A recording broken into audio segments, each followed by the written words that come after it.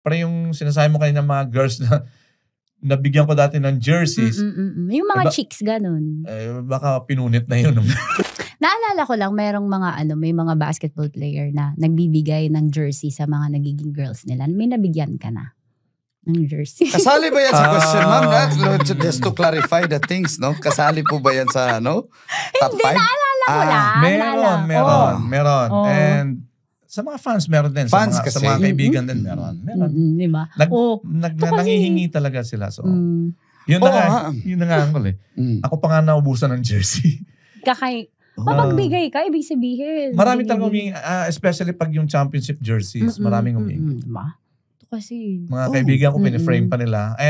Meron akong, yes, meron akong best friend, the Honor Mighty Cesar King, Oncho King.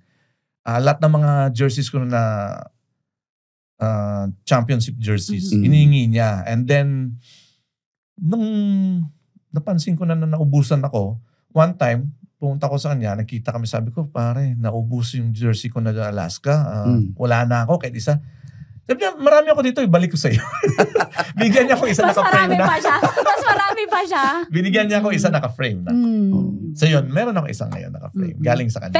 Galing sa akin. Parang sarap ng feeling, no, na jersey mo yun, pinaframe. Piniframe nila.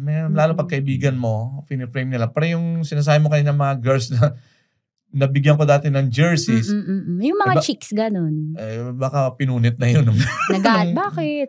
I don't know. Wala na kayo. Wala tayong binibigyan ng ganyan. Bumibili sila sa Divisoria. Baka nung wala kami, tinapon na rin. Sarap manood ng radyo, no? Ginawa mo na talagang bisyo panonood sa amin, no? Umabot ka na rito eh. Huy!